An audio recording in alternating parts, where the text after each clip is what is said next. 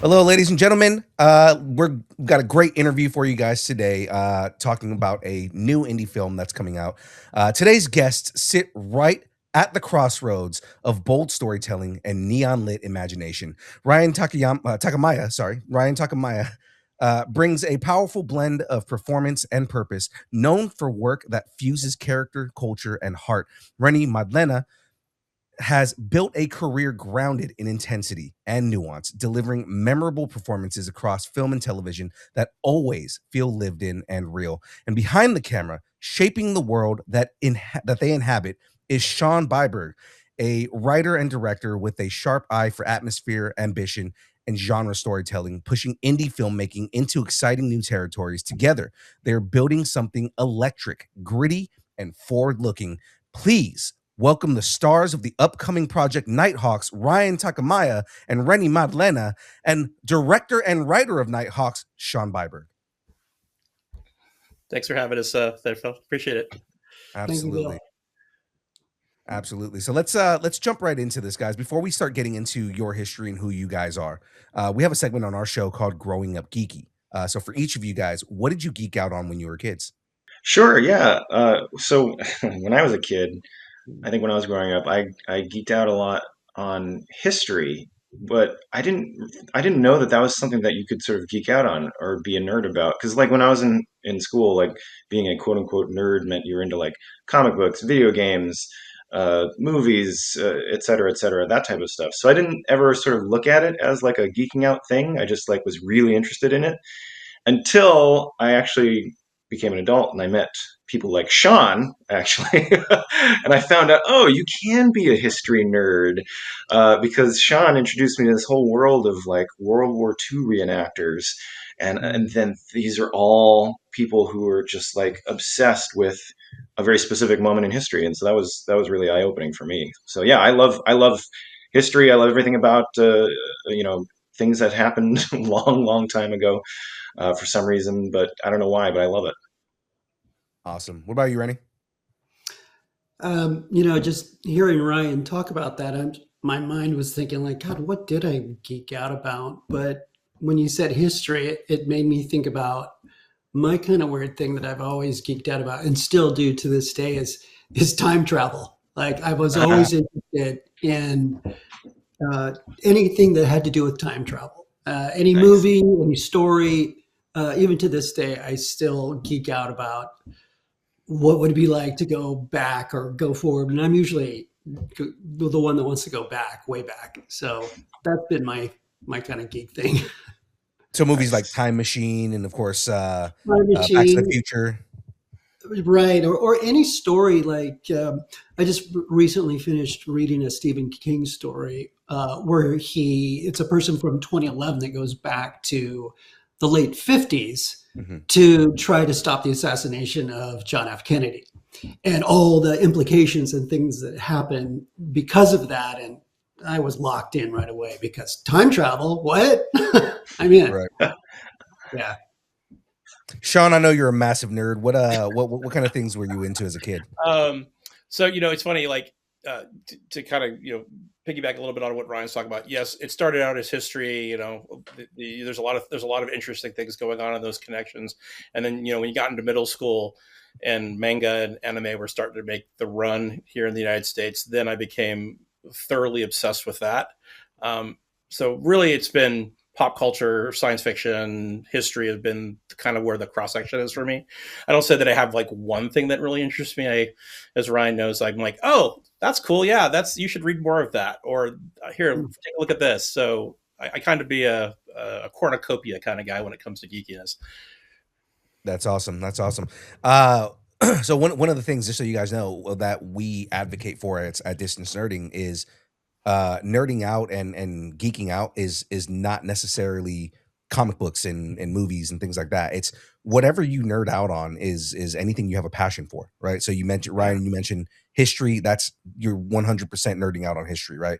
Rennie, you talked Yes. about Back to the Future, time travel in general. That when you nerd out on those things, when you have a passion for it, you guys 100% are acting nerds. Especially when I Yeah. look up the like all the things that I looked up that you guys have done with your careers and leading up to everything. You guys are 100% acting nerds, and that's a good thing. Yep. Thank you. Absolutely. Yeah, I love it. So let's jump into this, guys. I've got a question for both Ryan and Renny here. Did you guys always want to act, or when were you guys bitten by the acting bug? Well, I can say for me, it was really, really early. My mother likes to tell this story about when I was a toddler. I wouldn't shut up unless she sat me down in front of the TV, and I would just immediately stop and just be focused on the television. And it really, for me, was something I always had in the back of my mind growing up. Always thought about it, always wanted to do it. Always kept it in the back of my mind. Yeah, I'm going to do that someday. I'm going to get there. I'm going to get there. I'm going to get there. And then the years start to pass, and finally pulled the trigger a little late in life. So I didn't really start seriously until I was in my 30s. So it was quite a while ago now. Oh, Renny, that's so interesting. I also didn't start until I was in my 30s. Same thing. But I also was like really into it when I was young. I got into it when I was in middle school. But actually, now that you mention it, like I remember there was a time when I was probably in elementary school. Maybe I couldn't have been older than 10. And my older brother came home one day with a video camera. And this is the late 80s, early 90s when those were pretty rare. So like he comes home with his video camera and he's just like filming around the house and everybody's just kind of like nervously saying hi. But I'm like the entire time I'm trying to get into the frame and I'm trying to like get my face and I'm like looking at the camera and being like, hi, whoa, like the entire video. And now that I think about it, I'm like, oh yeah, that was me like obviously wanting to be in some kind of performance, Be be in center front of the stage, camera, like center stage. So yeah, it's something that like I feel like with a lot of actors, it's innate. It's sort of you're born with it, and then it's not until you find some kind of entrance or into it that it blossoms. For me, it was middle school when I was just there doing middle school plays and stuff like that, and then it was so much fun, super fun. Nice. Very cool. So, Sean, similar question for you. How old were you when you knew that you wanted to get into film? Like, when did you even learn that you had the talent to write or even realize that you could be a director? Okay, so a similar story in regards to like where this all started for me. And I'm gonna date myself here by saying I saw Empire Strikes Back in the theater with my dad on opening weekend. And I have a very vivid image in my brain of watching the AT-ATs come across the snow from a low angle. And as a little kid, that was the most fascinating thing ever. And so I would say I've dabbled with it a lot over my career, predominantly because I've worked in corporate film for over a decade. And then when I worked in tech, you would do side jobs, right? Like someone wants you to create something. And when it gets done, I've had CEOs go, I didn't know you could do this. I go, well, like I keep a little bit in my, my under my vest. So, not everybody knows, don't look at the guy behind the curtain kind of thing. But I think recently for me, it's been probably in the last like 5 or 6 years, doing a lot of helping other story makers tell those stories. And Ryan can attest to this in the couple shorts that I've worked on, and basically in background and helping, make things happen on screen. It kind of felt like this is the time to do it. There's a lot of things that were happening in my life. And I was like, if I don't do it now, it's not happening. So realistically, this is my first storytelling perspective, doing narrative instead of doing corporate film. But I think I've had a love for that all my life. So that's awesome. So back to Ryan and Renny. So when you guys decided that you wanted to get into acting, did you study acting at all? Like, did you go to school for it, or was it more of a joining an acting troupe and learning on the fly kind of thing? Yeah, so I started acting. I got the bug when I was in middle school, and I was all about it. I was really, I got I started nerding out on it, and I really wanted to learn everything about it. So I took classes here in the Bay Area at the American Conservatory Theater in San Francisco.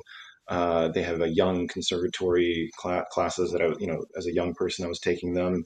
And then I did like a Shakespeare summer camp for a while and got really into it, took drama classes in high school and even into college as well. But then when I graduated in 2005, the landscape of theater and film for Asian Americans was very different back then, and it was actually quite intimidating.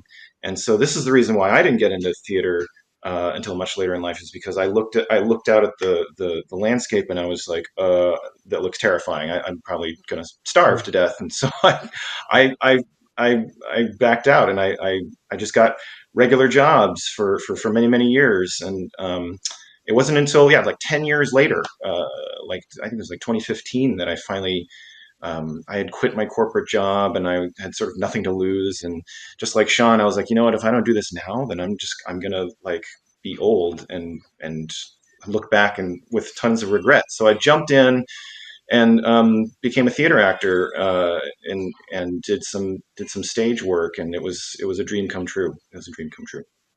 Which we're going to get into that in a little bit, but I definitely Yeah, want to talk to you more about that. sure. Renny, same deal. When did you start going to school for it, or? Yeah, no, for me, when I was really drawn to it and started thinking more and more about it while I was in high school. But I had a friend of mine who did a lot of plays in high school, did theater, and this was back in a different era. So this was the late 70s, early 80s, and I played football. And back then, you couldn't really play football and be in drama without being severely ridiculed, So I kind of played it safe and stayed in sports and played football and those kind of things. But always thought, wow, my buddy's doing this, and God, I want to do that. And it was after I got out of school, and then I started, I would take some classes here and there just to try and find out about it, but I never could really get a footing.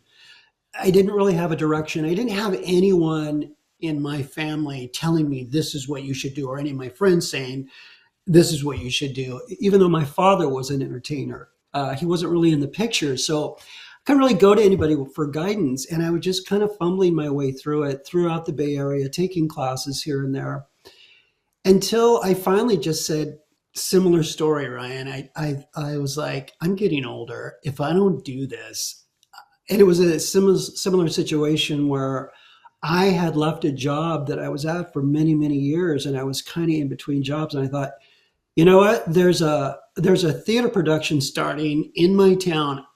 I have no experience. I'm just going to go audition. And just to get that out of my system, knowing I was going to fail miserably, which I did. But kept at it. And that's what really sparked me. I knew then that, okay, I did that. So I just kept going. I started auditioning more. Then I started getting cast in plays.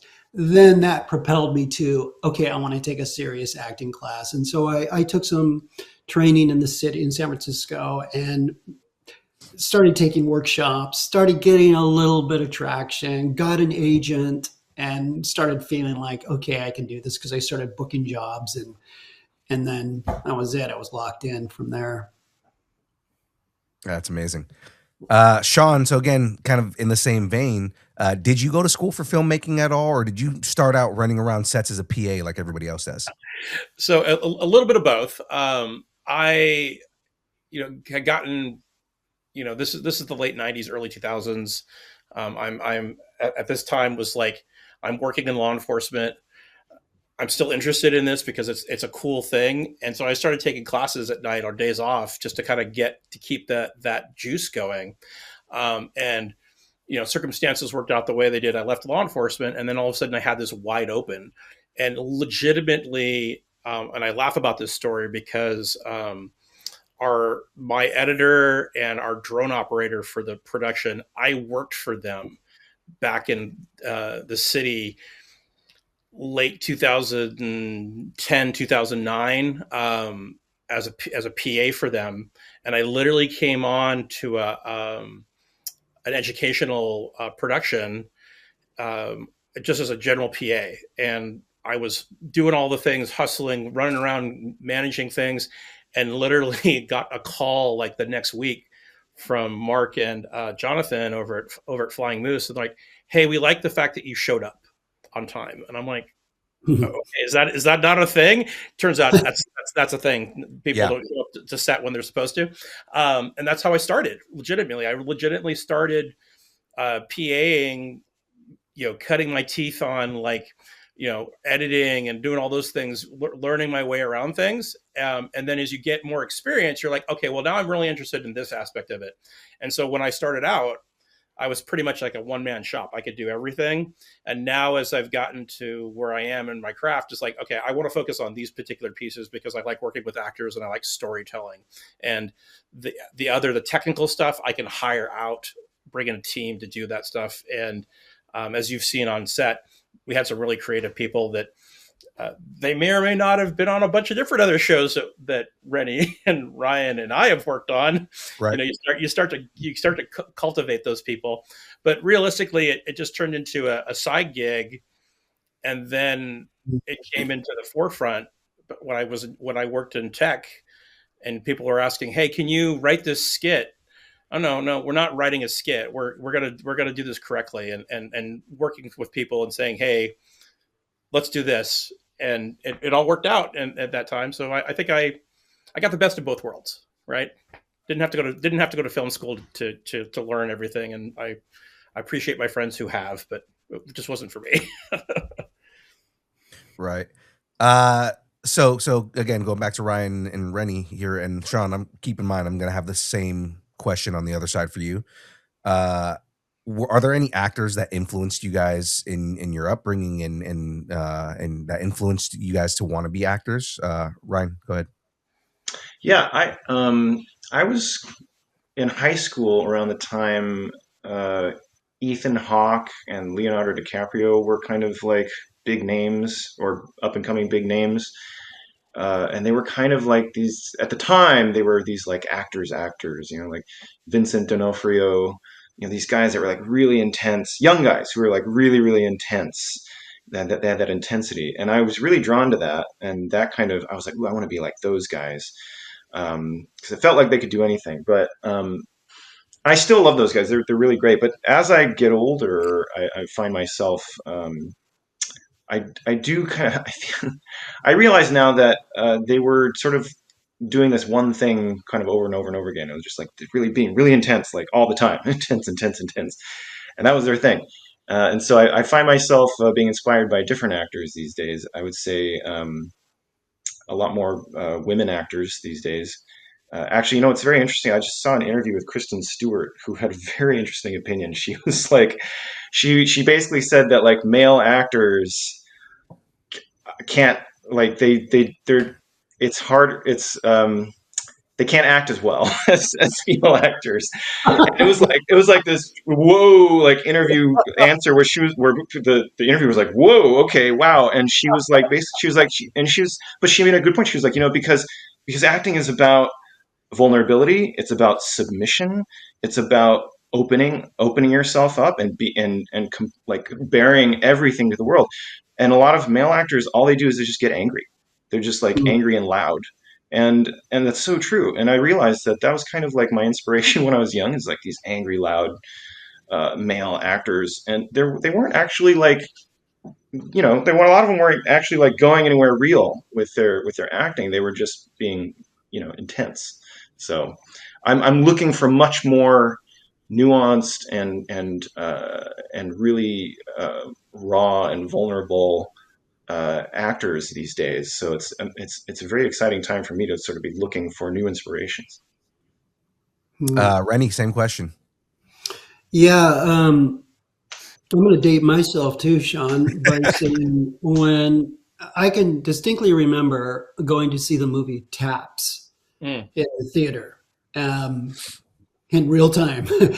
And Timothy Hutton, there was a scene where Timothy Hutton was talking about this little kid in the film that had recently gotten killed, and the emotion he brought, and just watching that scene, I believed every bit of it, and I just remember being so just in awe that a person could be in such make believe and have cameras and lights all around him and cry, and he was crying, and that just really affected me. I was so obsessed with Timothy Hutton after that. I was like, I want to see everything this guy's done. Who is this guy?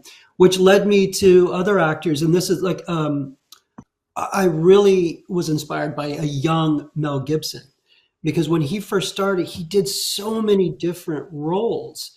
His range, I was just so impressed by his range. He would do Shakespeare. He played a farmer. He all these different roles in his younger years, and he was someone who influenced me. So I think I was always inspired and influenced by actors who would play so many different kinds of roles.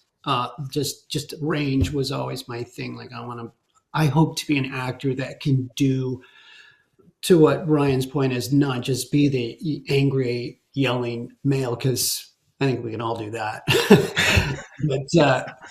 but to have that vulnerability, to be able to do things like that, and that's the thing. Always trying to attain that is always the challenge. Absolutely. Both amazing answers from both of you guys here. So Sean, on the other side of the coin here, do you have anybody who influenced you as a filmmaker? Yeah, it's funny. We were all been talking about like where we started and to where we are now, and I think I can again, being a kid growing up in the '80s, watching Indiana Jones and the Star Wars films, you kind of it's the two bookends. It's either Spielberg or it's Lucas, and in my early years, like, that was cool.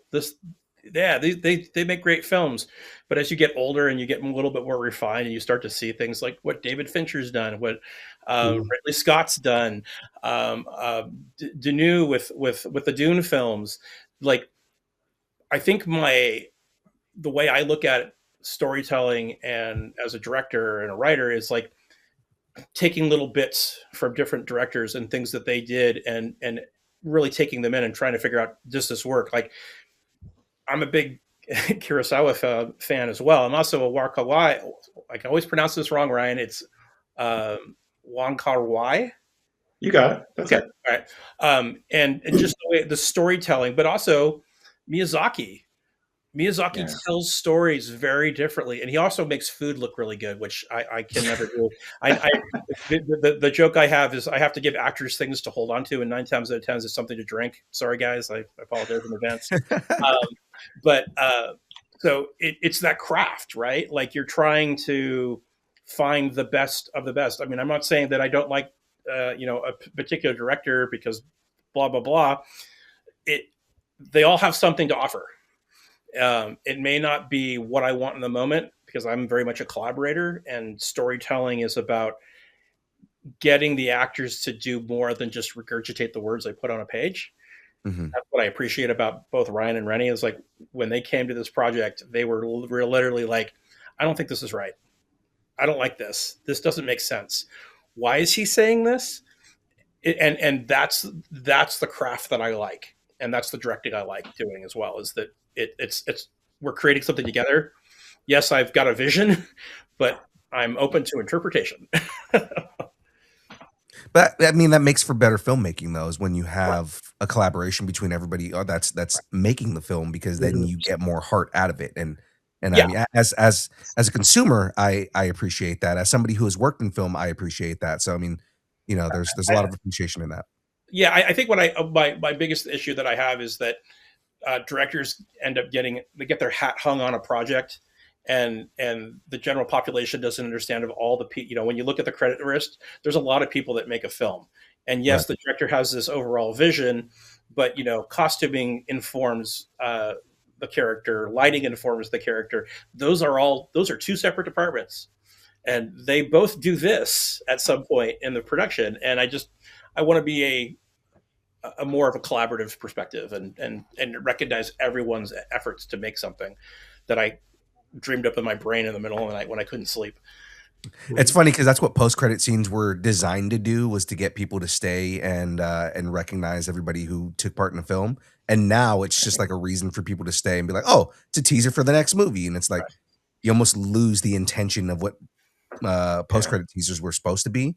But I mean, like, what I like to do now is look at post-credit scenes, or not. I like to look at the credits and see how many names I recognize of people that I know in the film industry that I know working on a film. You know, and it's like, oh, I didn't know you were on this, and then go text them like, dude, I didn't know you worked on this movie. Oh yeah, no, I forgot about that one. Can I tell a quick side story? When I first met my wife and we were dating, we went to a movie, and it was our first movie seeing. I forget what movie it was, but when the credits started rolling, I started getting ready to go, but she was like, no, let's sit and watch. She's like, I like to watch the credits, and I'm like, oh, really? Why? Oh, that's different. And she's like, yeah, I like to see, because like, look at how many people worked on this film. I like to look at all the names. And and as an actor, I wanted to like cry a little bit. I was like, oh my God, that's so sweet. Like, that's so wonderful. I can't believe you're like the only person I've ever met who likes to do that. And that won me over. Nice. So Ryan, I'm going to ask you a couple of specific questions here. So you started in stage and theater. What was your first experience like when you got the role as Joe Yamaguchi in Valley of the Heart? Oh boy, yeah. So a lot of times when actors first start out, just like Renny was talking about, like you just sort of you pick an audition, you go to it, and you sort of throw yourself in. But not every time is your very, very, very first audition in front of like an award-winning director. I followed up on a casting call or a casting call was sent to me actually because they were looking for Japanese American actors.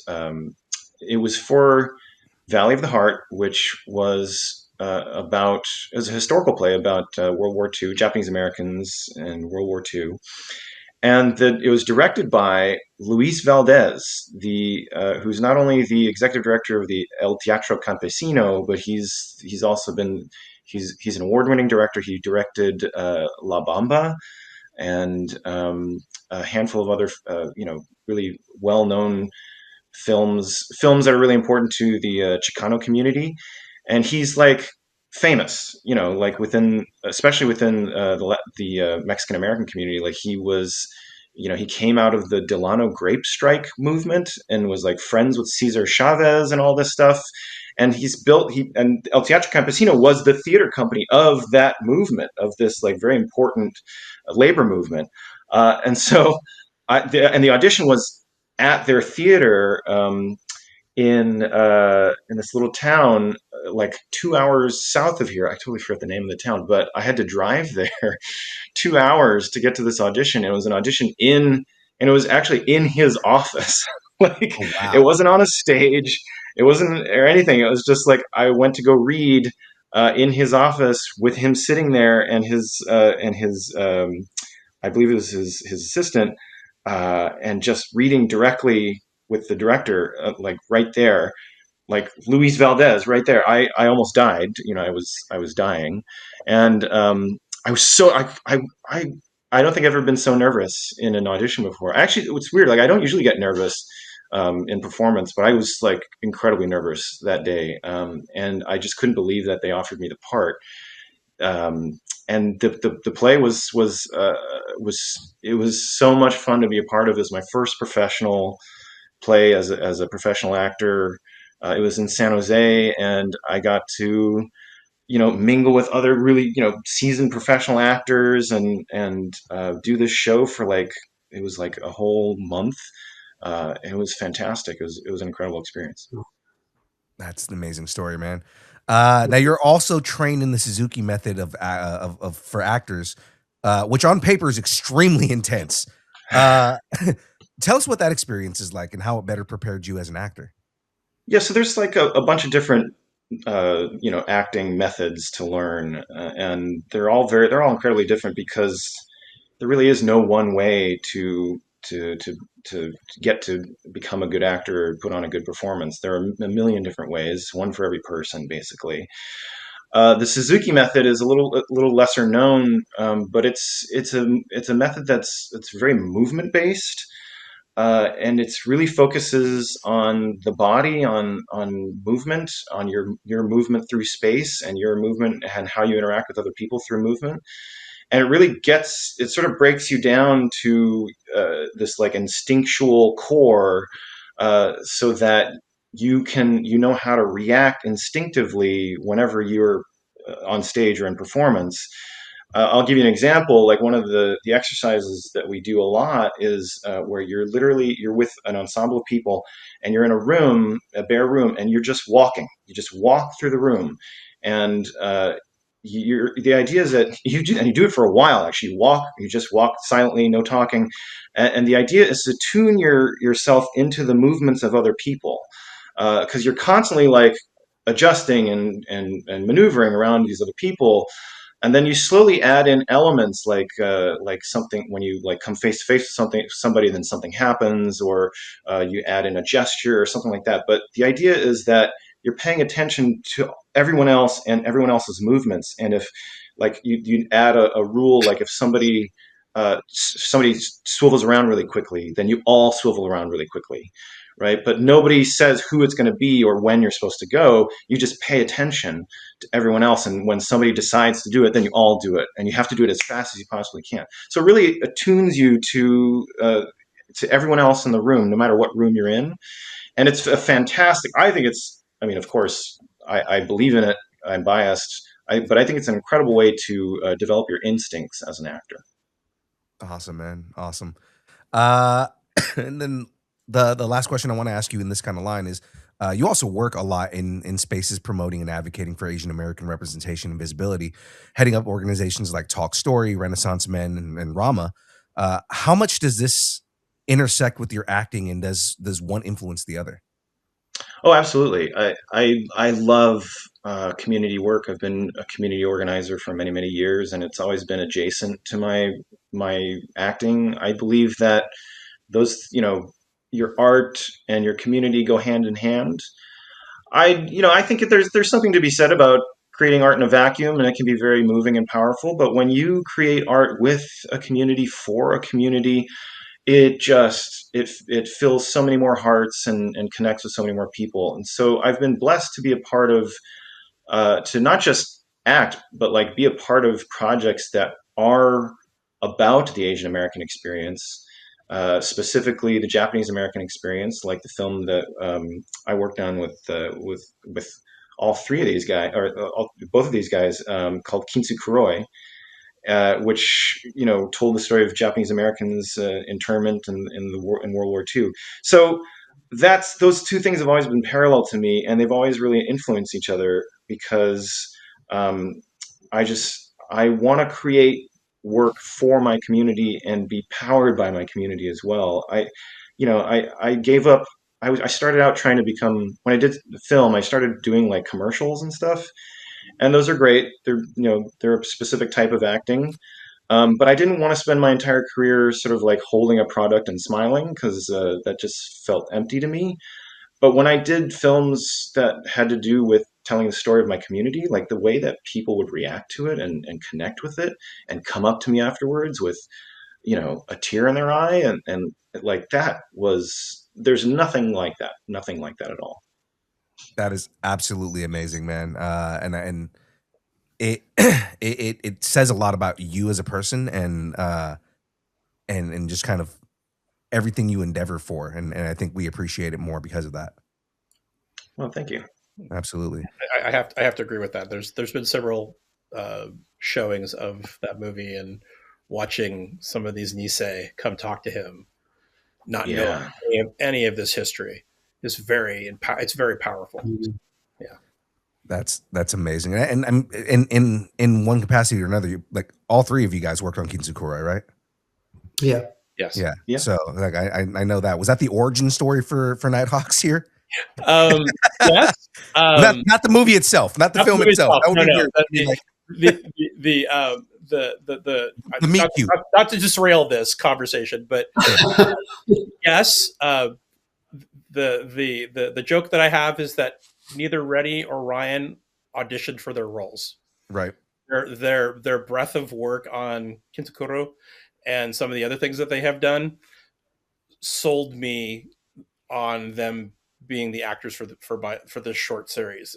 And Renny, especially with there's an interrogation scene where he does very little interrogating and does tons of menacing just by being in the room. I was like, this is my character. Yes. Yeah. The only joke that I have for Ryan is, because I've been talking to Ryan about this film for a long time, it wasn't his work in Kitsukuro or in the previous short that was kind of piggybacked onto this. It was his role in Golden Mountain, sitting on a bench, complaining about the level of hotness versus crazy for Asian women that he's dated while eating a sandwich. Yeah. Yeah. That's how he got the role. I was just like, you never know. I'm like, dude, I have to write this character for you. This character is this guy on the bench having this conversation. Sean might be my new transition king, because you are just jumped into everything I was talking about right now. This is great. So Renny, I'm going to go the same route here. So you're known for your intensity and realism in your roles. What goes into preparing for some of your more emotionally heavy roles? Always it's just, what is the situation? What is happening in the situation, and just trying to, I'm not trying to be menacing, right? If the role is written that way, it's much easier. But I think it's, if it's appropriate, if you're in a scene and as you read through the text over and over again, you start to see little bits where you could play with things. Maybe a pause, maybe a moment where you just let the scene just be uncomfortable for a minute, things like that. And just always trying to keep in mind, don't try to make it like that. Just let it happen. And if it's a well-written scene, it's so much easier. And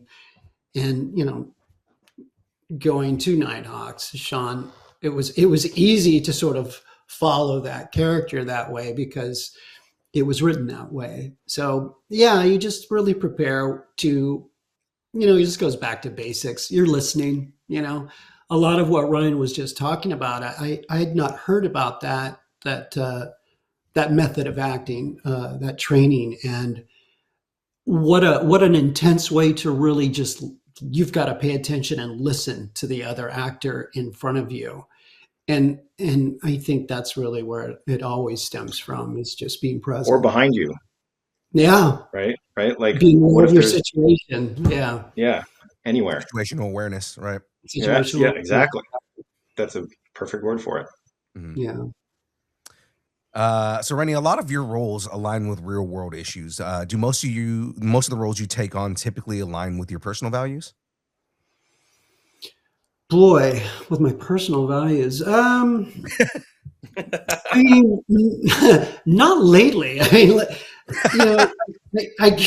get cast a lot as a cop or a criminal. I actually just wrote, I have a Substack column that I write, and I actually just wrote about this because I usually do get cast as someone who is the cop or the criminal. So some of those values don't really align with the real me, but meaning more the project more than anything. Because again, I'm going to mention something here in a moment, but more so the resonance of the project itself and what the projects represent may not be the character you may be playing in that role, but it's taking on that project and Sure. that being a representation of you in that moment.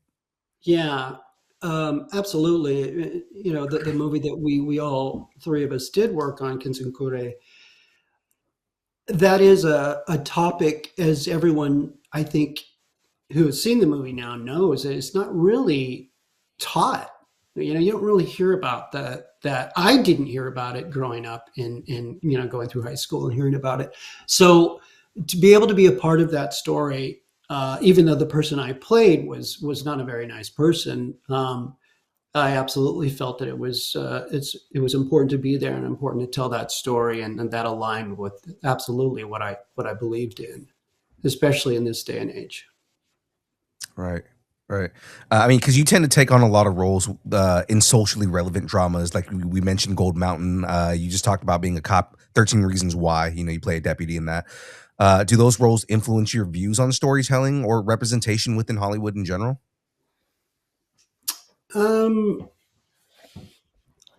That's hard for me to answer. I mean, Mhm. I'm sorry, I don't really have an answer for that. Can you That's fine. That's fine. can you ask that in a different way? No, yeah. So I mean, like I mean, it's kind of staying along in the lines that we were just talking about a second ago, right? So it's more because of the social relevance of the shows that you take on, or the dramas that you take on. You know, does it influence, like does that have an influence in your choice in storytelling and the way that you shape your character in order to better tell the story? Yeah, I mean, for 13 Reasons Why, I didn't really know much about that topic and what was going on, and I auditioned for that show and didn't realize, none of us realized that it was going to blow up and be like a #1 Netflix hit for many years. And the more the story started to unfold, um, there was a lot of talk in the very beginning of that first season, because most people thought that this was promoting maybe suicide, or like a really heavy subject like that, which was not really what that was about. And Mhm. I think all of us felt a responsibility on set, that we're coming from a place of truth, and this is, our characters are here to tell a story that's happening, and you take it very serious, and just kind of go from there. Right. Right. So let's kind of pivot a little bit here. So Sean, Hmm. I'm gonna ask you the question that we've all been waiting for here. Simply asked, Okay. what is Nighthawks? Okay, so Nighthawks, there's two things going on here. Nighthawks is, for all intents and purposes, a cyberpunk short series about a cohort of individuals that stumble into something that ends up being the undoing of not only their personal relationships, but the society for what they live in. Where this short film that's coming out is what the team is basically referring to as episode 0. It's kind of giving you a quick glimpse into the backstory of how this all started, and from there it's the what happens next portion of the conversation. Really, the at its heart, it's about Ryan's character Hannibal, um, who's trying to resolve the guilt he feels for the death of a friend, and that small nucleus family that he created in this group of mercenaries that he works with.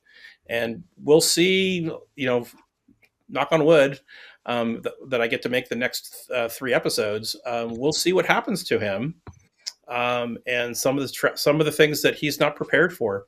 The same thing for Renny's character Gondo. He's on his own path, not one of redemption, not one of guilt, one of pure, I want to be in control of everything around me, and I want to be on the next rung and have, basically have everything laid at my feet.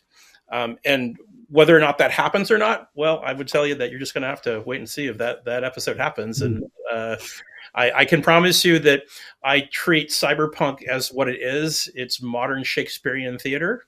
And Shakespeare may have written a few tragedies in his time. Cyberpunk is, all intents and purposes, a tragedy. Not everybody gets what they want. They think they've gotten what they want. But this is really just a story that I came up with in about 2019, 2020, right before the Cyberpunk 2077 game came out, and had been thinking about storytelling and some things that happened in my personal life that got me thinking about how do we deal with grief, and what drives us, what are we willing to step on, who are we willing to step on, to get to that end result that we feel like we've justified all of that. That's awesome. What drew you to cyberpunk as a genre, and then like what cyberpunk works in general influenced your approach when coming to like when writing and coming to Nighthawks?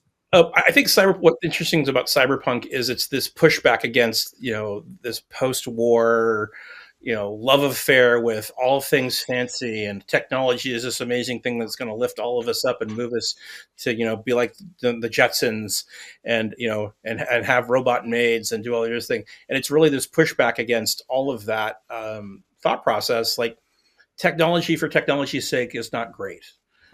Untapped, unregulated movement of technology into spaces that do things that we did not intend them to do is a bad thing. And that's why I think I link into that cyberpunk dystopian space. There's a wide variety of things that I could point to that helped craft this story. I can't say just one thing, but the list in no particular order obviously would be Blade Runner. Akira is another great example of storytelling. I mean, there's some symbolism going on with Ryan's character in regards to that, if you're paying attention. But also there's some dramatic stuff in there, like some Akira Kurosawa. Renny's character is taken from one of his stories that is not cyberpunk in itself, but it is about corporate reverence or governance over morality. And then, I always fall back on William Gibson. I mean, William Gibson, may have not would be considered a contemporary, at least regards literature wise, to Philip K. Dick, but his work resonated more with me. I mean, there's a lot of really great 80s and 70s authors that were coming up in that space talking about cyberpunk, and before it was even a known genre. Again, I draw it from a lot of different things. I mean, I've drawn a lot of caricature from even like my days back playing the original Cyberpunk RPG. You played Cyberpunk Red back in the day? Oh yeah, back in the it's in case my favorite joke about this is it was before Red. My favorite joke about this is I was a big Masamune Shirow fan. Ghost in the Shell, Appleseed predominantly were my two. My go-to. Ghost in the Shell was become too, I would say, corporatized. But I wrote, I cloned Cyberpunk RPG on top of an Appleseed-esque world so that I could do RPG around that. So that's my little geekiness of being, wow. I really like Cyberpunk. But yeah, that's for all intents and purposes, it's drawn from lots of different things, even from what we're modern, our modern society that we're currently dealing with, there's some gig culture reference in here as well. When you finally meet the waiter, this isn't the only time we're going to see him. Just saying, he's gonna show up a few times in the story, and even your character, Phil. I've got plans for you too. So just FYI, money isn't worth what it is anymore. I mean, my joke for this universe is make money great again. Nice. Oh man, and again, it's exciting because it's a new take on cyberpunk. The genre itself is something where people were feeling like when Cyberpunk 2077 came out, and then the new Blade Runner came out, people were like, okay, it's getting little saturated again. But I mean, it's I love when you can take a genre and give it a new breath and give it a new take, especially adding in like what it seems like, as far as the things that I've seen, is this is a film that happens to live in cyberpunk versus a cyberpunk thing that is just in there, right? And that's always been my favorite thing with good genre, is always a good film that just happens to have this aesthetic, right? Yeah. And Yeah, I would agree with you. I mean, don't get me wrong. There's technology in my story, but there's no flying cars. There's no fancifulness. It's the human condition, and how we as individuals move through society. I mean, do I want to live in my world? No, I don't think that my world is a great place to live. But is it good for telling a great story? Yes. Right. So speaking about all that, let's talk about how to find a character, right? How to build a character or backstories, visuals. What do you ask yourself as collaborators when you guys are coming up with these characters? So I know Sean put the characters on the page, and then Ryan and Renny, you guys kind of took those and ran with it. I want to learn more about how you like Sean. What was your basis for each character, and then Ryan and Renny, what did you guys do to expand each character? So let's start with Sean here. Yeah, so I think that you know the when I first started writing this out and was laying out all the characters, you know, they all represent something in the story. They're either truth tellers, truth seekers, or they've been lying to themselves the whole time.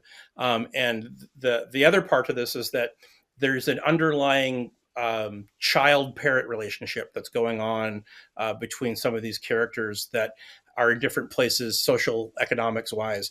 And if we just use Ryan and Rennie's characters, Ryan's character started out as this just street kid, and I was like, how do I make him multifaceted? How do I give him more depth? And you know, you can give great backstory, but until the actor sits there and goes, okay, I have questions. And you know, from my perspective, when Ryan was coming at me like, okay, well, what about this? What about that? Okay, all right, let's have this conversation. And in one of the original scripts, and I'll give this away because it's gonna list away, one of our characters is no longer alive, and Hannibal has I won't say a come to Jesus moment, but he has an interaction with the dead. And my question that I mentioned to Ryan, I go, is Hannibal Buddhist or Shinto? Because that really informs whether or not they believe in the afterlife and having spirits visit them.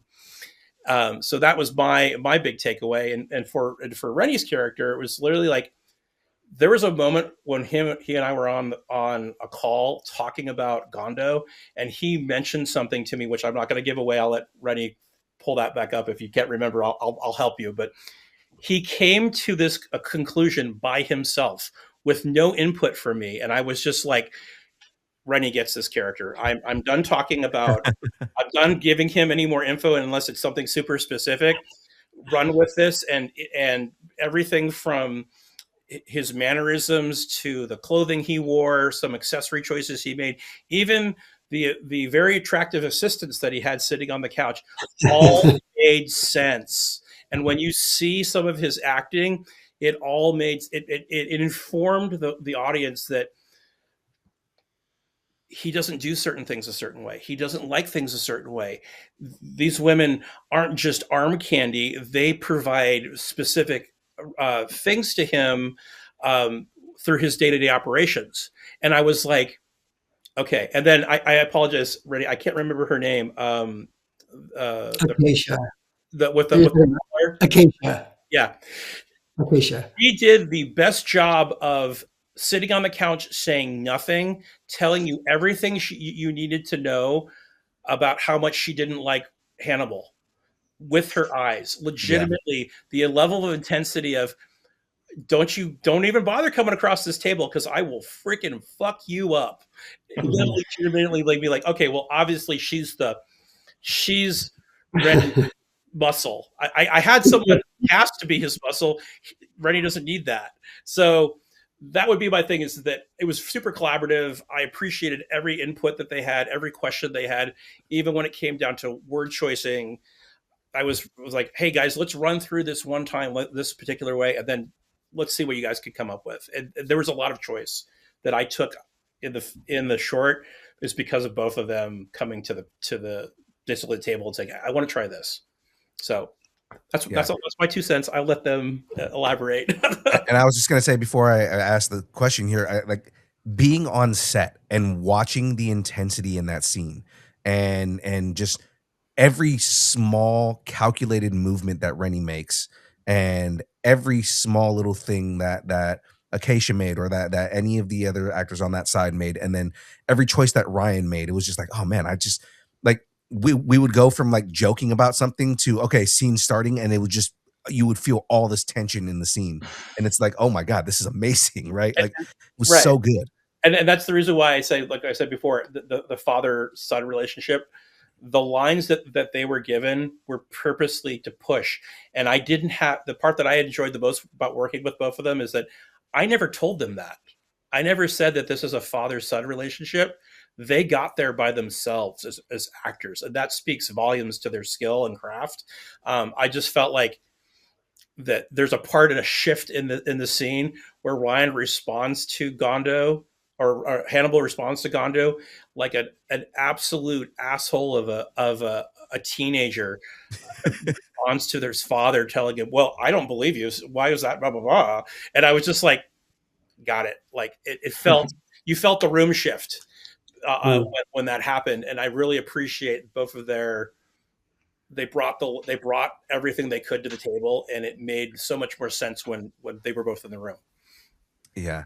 And Ryan, how deep did you dive into Hannibal's backstory? Like, how much freedom did you have to shape and grow that character? Because I've heard some stories, but I want to hear it from you, man. I just like the amount of work you went into to create that, to create who that character was. Well, back when I was a cyborg mercenary, I just thought back to that time and really pulled that out. Really pulled from experience. Yeah, just really easy. I was like, oh, this was back when I worked corporate. So it's interesting because usually as an actor, there's this like push and pull between wanting to be able to do anything, right? Like be handed any character and be like, oh, I can play that character. I can do that. And then also wanting to like have some kind of personal connection to the material so that you can draw from that personal connection, right? So like, when I'm handed a character, if it's something that I have no connection to, like I see that as a challenge as an actor. Like, oh, like it's a fun challenge, like to play somebody from an experience that I have no, I have no idea what it's about. But then he hands me this character who, on paper, he's angry, he's out for revenge, and there's a little added layer of like, oh, he feels guilty for his best friend's death.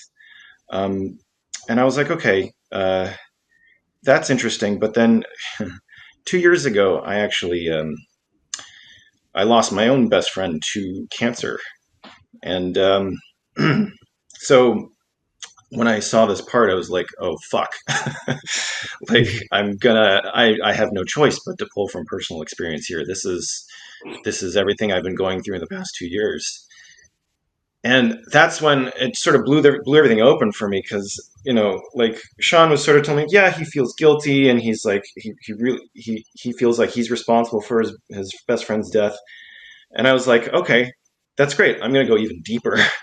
Not only does he feel responsible, but he feels like maybe he's not worthy of being alive himself if he's truly alone and nobody likes him and he has no best friend, and all this like really deep shit started coming out, and that's really that's pure gold as an actor, because like, yeah, you could just sort of, like I was saying before, you could just like play angry and be loud and just sort of ramp up like this, or you could go deeper and get to it in a completely different way, by get to that anger. It's like, how do you get to that anger? And if you can get to that anger through other things like guilt and shame and feeling of unworthiness and feeling of feeling truly alone and all this stuff, and then having that make you lash out. That's what I was attempting to do, and or at least I don't know if it shows on screen at all, but that's what I was experiencing through this entire process. Is just thinking about. Yeah, I mean, and it was all right there. It's everything. All the feelings were right at the surface because it had just happened so recently. Yeah. So yeah, I don't know if I did a good acting job, or if I was just like existing in my own like destroyed raw self, which as an actor is also like something you want to do. So I was just like, at one point I was like really confused too. I was like, am I acting? Am I doing a really good job acting, or am I doing this wrong? How am I don't really know. But it was a very tumultuous and interesting process for me, and I don't know if I make it sound good, but like I learned a lot. I learned a lot from this character, and I really want to thank Sean for writing such interesting character, and something that I've never played before, and it was it taught me a lot about myself, which is, every good part should teach you a little something about yourself in how you play it. So that was really a treasure. Yeah, that sounds I'm amazing. glad I could help you with that. I appreciate all that work. Yeah. Sean's like, oh man, this makes me feel like I actually did something. It's because I know you, Sean, and I know that's the thought that's in your head right now. You're right. Sorry, didn't do therapy. Yeah, right. All right. Yeah, Sean, it was. Sean's like me. We live in a perpetual space of imposter syndrome. So it's like, there's a lot of that. Renny, same question for Gondo, but like, what choices did you make to enhance that character's dominant presence? Because, like, again, every moment that you switched from, hey, it's Renny, this nice cool guy, to being this really intense dude in Gondo, like, what choices did you make in order to kind of bring that character to light and enhance that kind of dominant presence that you have? Yeah, Gondo he's unlike anything I've ever played, because I am not familiar with the cyberpunk genre. I mean, I actually had to ask Sean. I said, "Explain to me more about this genre. I don't really understand."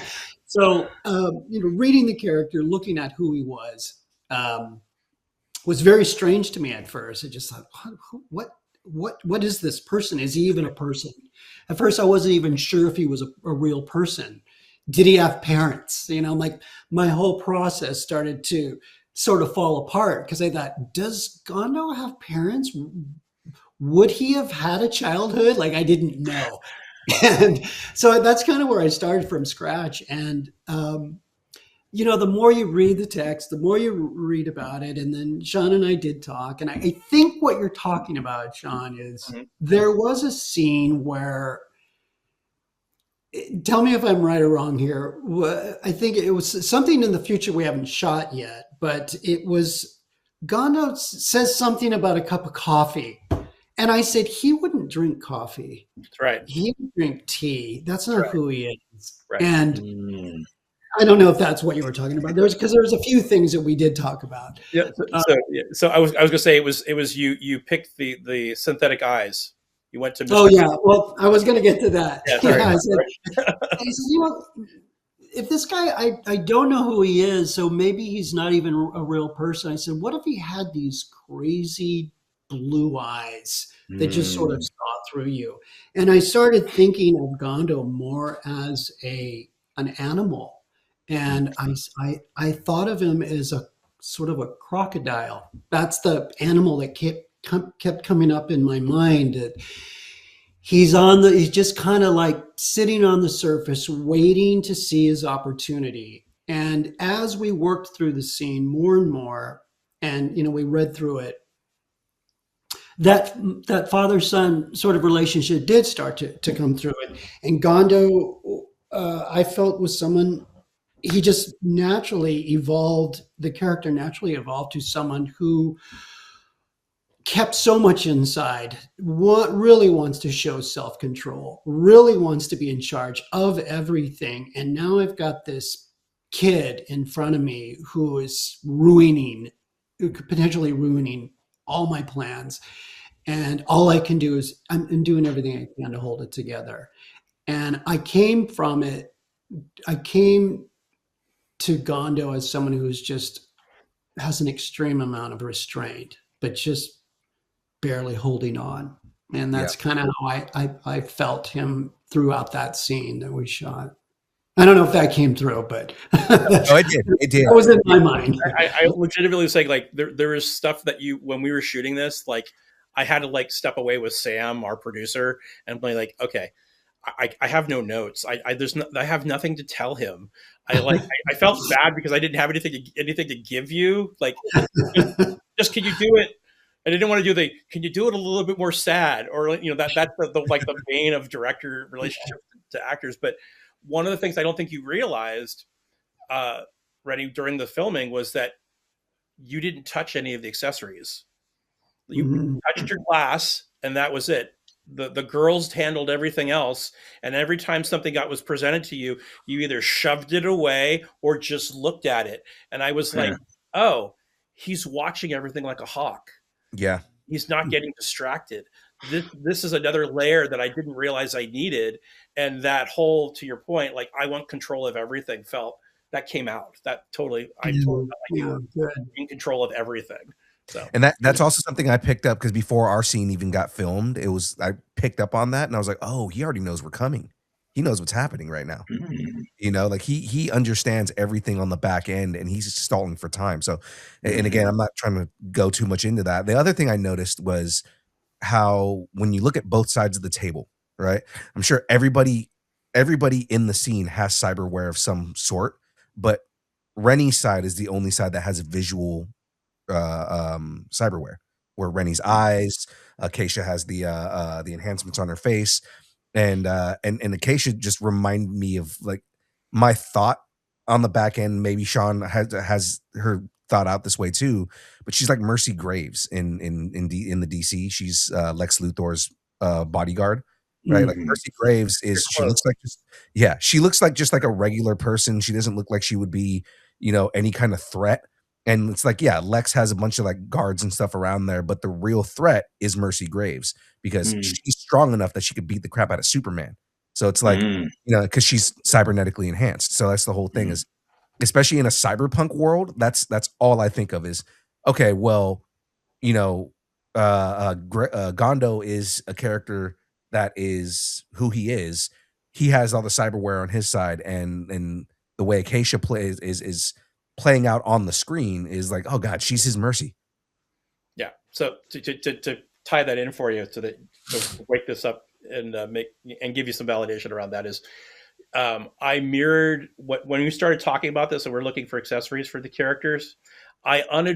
Without thinking about it, I made her into Molly from William Gibson's Neuromancer, and Molly's character is a assassin who has silver eyes, and she's very much like matter of fact, doesn't do a lot of talking during she talks about her thing and that's it. So for her to, you know, have that presence totally sold the idea that she's the muscle in the room and she can take anybody out, and that, you know, you're not worried about Hannibal, you're worried about what's coming through the door next. That's right.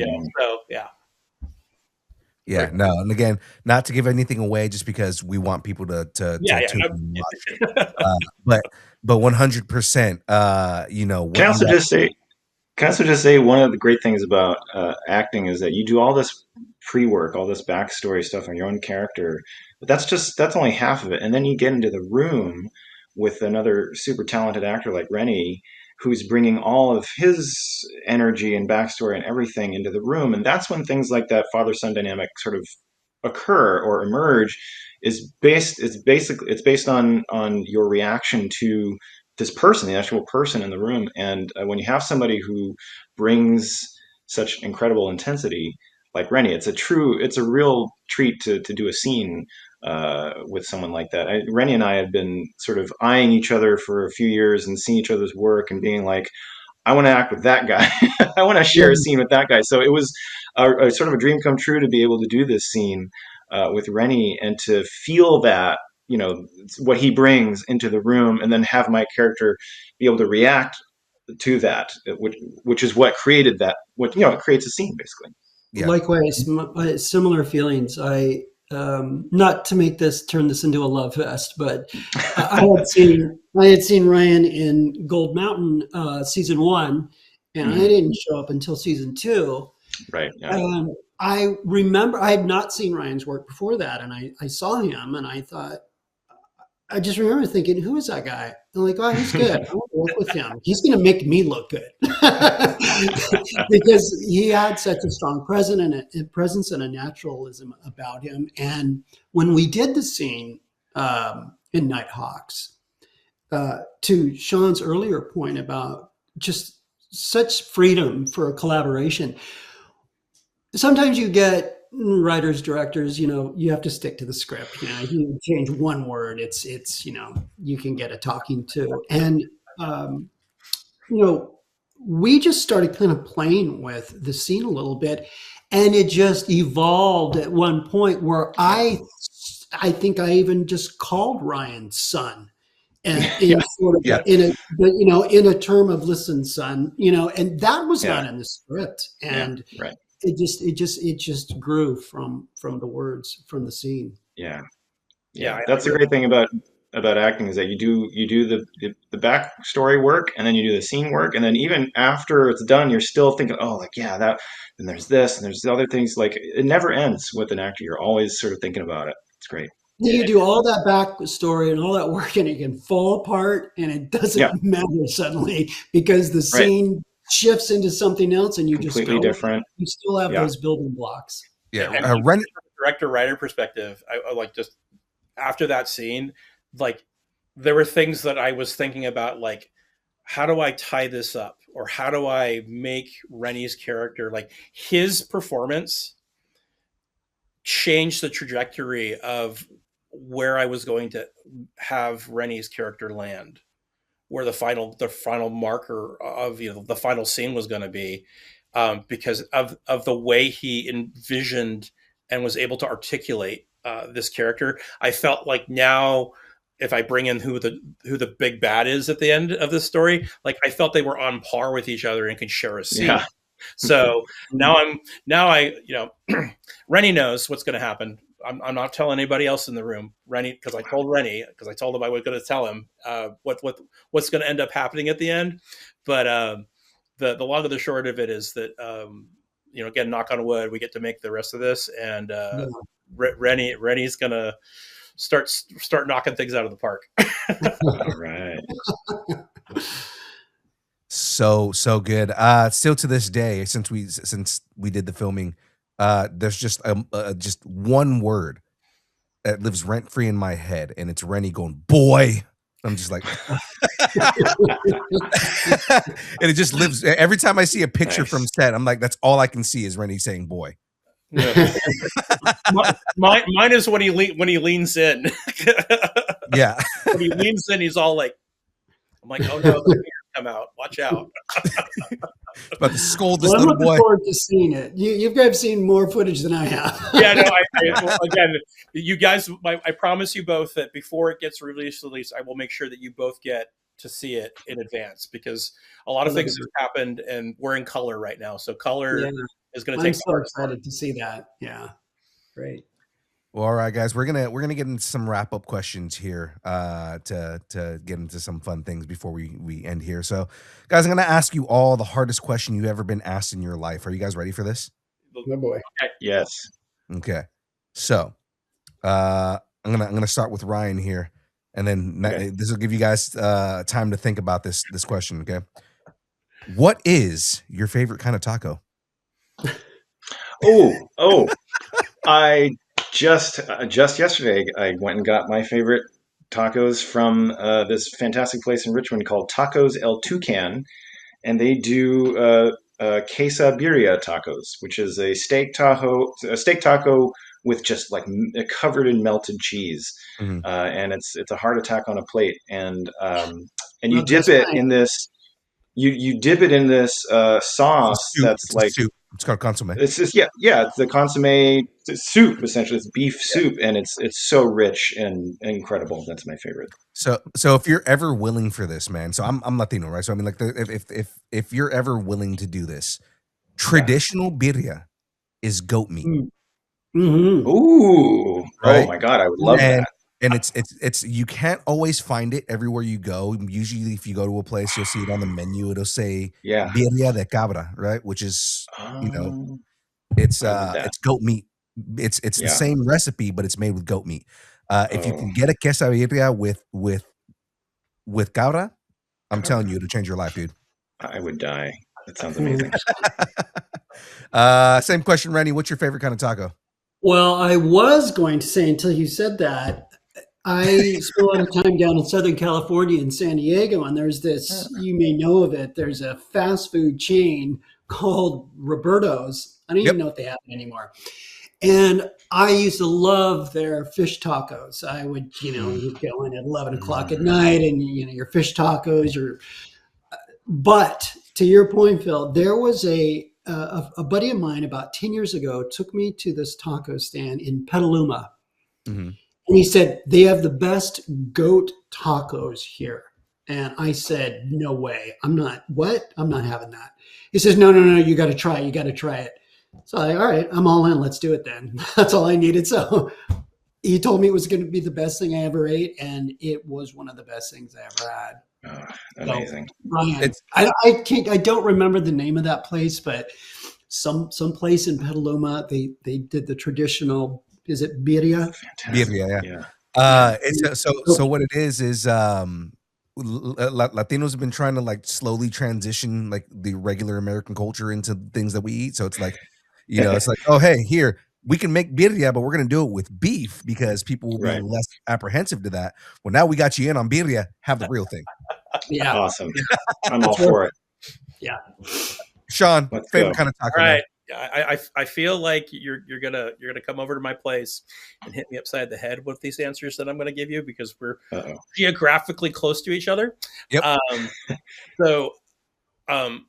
don't do fast food much anymore, and when I do fast food, it's like, okay, I'll have a taco.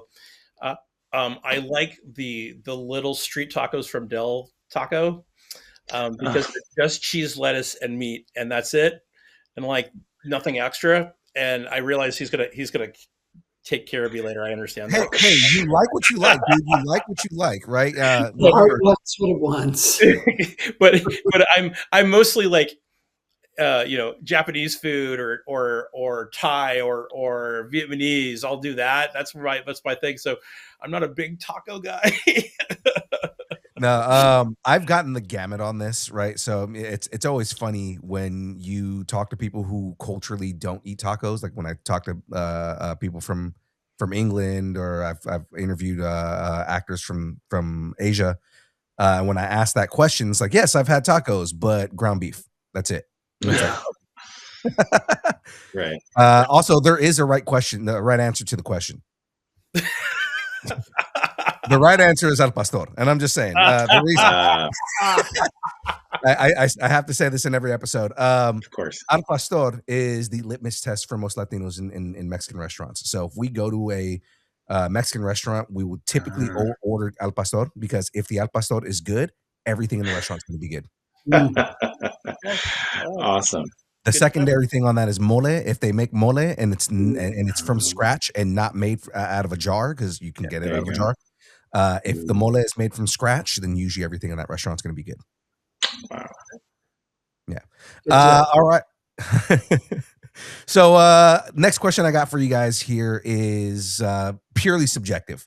So what, in your opinions, is the worst sci-fi movie franchise? Ryan, go ahead and start.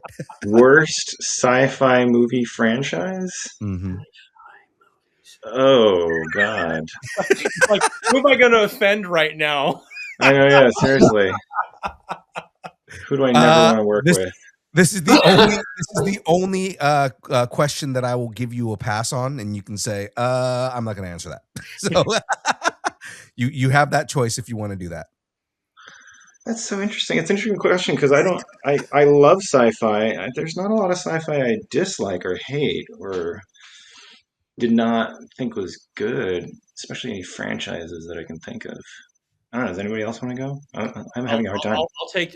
I'll swallow the poison pill on this one. Okay. So I'm going to hurt some people's feelings with this statement. Farscape. Oh, you are hurting my feelings. Yeah, I know multiple actors from Farscape, so it's like that's fine. And don't get me wrong, the actors on Farscape are very top notch. What I have a problem with is Farscape came out when there was a series of other esque style series that were coming out that were trying to jump on the bandwagon, and I feel like the writing went like this. And so because of that, I was just like, okay, you guys are going way off on too many tangents. This had really great chops in the beginning, and then it drove itself off the cliff. I didn't much care for Jupiter Ascending. Well, that's what you and I can have this conversation offline. All right. I'm gonna agree with him on that. I didn't care for it because it was one of those Yeah. things that was good in concept, not good in execution. Correct. Yeah. Yeah. Great concept. Yeah, there are a lot of those kind of things where it's like, you know, they are great in concept, terrible in execution. Yeah. Well, don't even come to me. I don't have an answer. I don't honestly, I don't have the encyclopedia that you guys have of sci-fi movies. Renny, it's okay. You can say the Fantastic Four franchise except for Pedro. Okay, I'll go ahead with that one then. So I'm gonna throw one out there. I love everything else that he's done, but Andromeda was not good. Okay, yeah. Andromeda. Yeah. I love Roddenberry. Yeah. Right? Andromeda was not good. Yeah. Oh, I never saw that. Yeah, well, yeah, because let's see, Andromeda came out when, I'm going to probably date you now. You probably were in like middle school when that show came out. Yeah. Okay. Yeah. Well, given in mind, me and Ryan are the same age, so I mean, I understand that, but I'm just saying, you know, it was on cable. It wasn't on regular TV, right? It was on Sci-Fi, and it was Kevin Sorbo, and it's the reason everybody hates Kevin Sorbo now. So it's like, this is the show that he's famous for, like cussing out everybody on set for no reason whatsoever. So, and the production suffered because of it. So it just, you know, and again, wasn't Roddenberry again good in concept, terrible in execution, and part of it was just, you know, some of the stuff that happened in the background. All right, so I'm gonna ask you guys another hard question here. Who would win in a fight? I'm gonna ask 3 questions here. They're mostly geared towards each of you guys. So I'm gonna ask Sean his first. Okay. Johnny Silverhand versus Rick Deckard. Who wins in a fight? Silverhand. Yeah, just, I mean, come on. Deckard has a code, and Deckard has a code, but I mean, his job. Hold on, I don't care if he's a replicant. Johnny doesn't care. He doesn't care. Yeah, his job is to take out replicants. So I mean, like, you know, valid statement.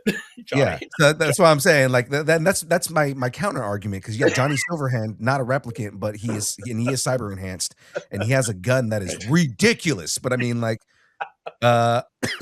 between Johnny Silverhand and Rick Deckard's basically trained to take out guys like Johnny. It gets a little bit. I'm still gonna say Johnny because you know, at least Johnny knows that he's nuts. Yeah. And also Johnny, the advantage I'll give Johnny is that guy is the anarchist punk dream of anybody. So it's like, all right, Ryan, I'm going to ask you yours. Hannibal versus Jackie Wells. Who's Jackie Wells? Did you play the Cyberpunk game? No, I never did. Okay, so Jackie Wells was like he was a beginning like not protagonist, but he was the main character's best friend, and he's kind of like the inciting incident in the game. But like, he's kind of a badass. He rode a bike. He kind of taught V how to fight and everything like that. So, well, not being familiar with that character, I would say Hannibal. Just because I'll give you that. Yeah, that badass, and also crazy, and has nothing left to lose. So I would win. I'll give you that. Sean, would you agree? Oh yeah, because Jackie's got Misty. He has a life. He's got a mom. Hannibal got nothing. Hannibal's got nothing to lose. Got nothing. Yeah. Rock bottom. Right. Sean, I'm gonna help you. I'm gonna have you help Renny in this one too, because this one's gonna be a deep dive one too. But Gondo versus Mr. Blue Eyes, right? So who wins in the fight? Tie. So Mr. Blue Eyes is basically what Gondo is, except we know less about Mr. Blue Eyes in the Cyberpunk universe. He basically is the fixer's fixer. He dabbles in everything from politics to small arms trade to nuclear devices. Gondo is at least on his level in regards to who he knows and he knows where all the bodies are buried. I think it's a draw. That's my the draw. Nice. I was going to say, not knowing who Mr. Blue Eyes is, but knowing Gondo, Gondo's going to have someone kill the other guy for him. So. There you go. Yeah, that's a valid statement. That's a valid. It is valid, but Mr. Blue Eyes is also the kind of guy that would go and like hire a cyber psycho to go and like take Gondo out. I think the takeaway ready is that Gondo would hire a guy to go over and shoot him. Mr. Blue Eyes would hire a guy to hack your brain and make you kill yourself. That would be the Whoa. Yeah, he is. Mr. Blue Eyes is one of those characters that is like everything he does has a twist to it. Okay. You know, and Nice. it's always maybe it's not a draw. We don't know yet. Be. I don't know yet. Because Sean's saying Gondo's on that level though, so I mean, it just means more for us to learn. The ladder rungs are not that far apart for you, Renny. Gondo's player is he'll come up with something. So, guys, what's next for you? What do you guys have coming out on the horizon? Anything that you guys want to promote? Anything you guys want to, what we call on the show? Anything that, any pluggables that you guys want to give right now? Ryan, anything you want to put out there? I'm in a production right now, but it's going to be touring in Hawaii. So unless you're in Hawaii in February, then go for it. But it's a very exciting project. It's actually a theatrical production, but it's put on by a Japanese American taiko group. So taiko is like a Japanese form of drumming. So it's this taiko group called San Jose Taiko, and they've created an immersive theatrical experience called Swingposium. That, again, this is another World War II. It takes place in World War II in the internment camps. I kind of get typecast for these types of roles, if you haven't been able to tell. It's a story. It's a World War II story about a Japanese American internment camp, and but the taiko drummers, like, they blend taiko drumming and like big band jazz from the 40s, because that was very big back then. It was very popular back then, especially in internment camps. And so it's like you're entering into this. It's like you're in a dance in an internment camp on one of the blocks in like a mess hall. And there's like a band, and everybody's dressed in like the 1940s, and then sort of scenes sort of happen around you. And this is a show that we started before COVID, actually, and we had plans to take it on tour. And we got as far as Humboldt before lockdown happened. And then, the tour was put on hold. But after many, many years, they finally put it back together, and we're going to be going to Hawaii in February for a couple of weeks to perform this show in Maui, Big Island, and in Oahu. So I'm very excited about that. So check that out. Swingposium by San Jose Taiko. Cool. That sounds pretty fun, man. Renny, anything that you want to put out there? Obviously, I should have said this in the beginning. Anything that's not under NDA. Nothing I can talk about. No, actually, it's pretty quiet right now. I'm been focusing more right now on doing some writing. So, and I am writing. I'm playing with the idea of a short film right now, and so it's very, very early in development. So I don't really have a lot to say about it. But that's really what I've got going right now is doing some writing, working on a little bit of a short film, and hopefully after the holidays, start getting out there again. Awesome. Sean, anything that you are working on aside from Nighthawks that you want to talk about? So we're obviously coming to the close of post-production for episode 0 of Nighthawks. I am in the process of writing episode 1, which we're lovingly called That One Time in Meat Space.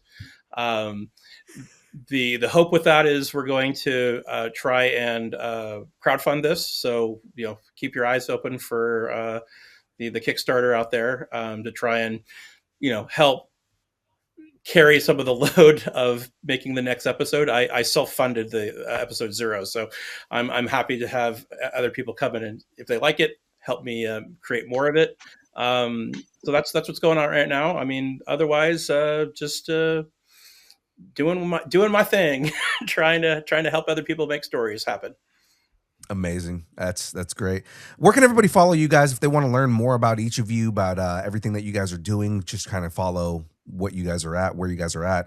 Any social media plugs or anything you guys want to do, or websites or stuff like that, Ryan? Yeah, I mean, I'm on Instagram. I don't do much on it, but I'm on Instagram, Ryan K. Takemiya. And I have a website, ryantakemiya.com, but it's actually for my side job, not acting, where I actually am a diversity, equity, inclusion workshop facilitator. So if you go to my website, it'll be completely different stuff.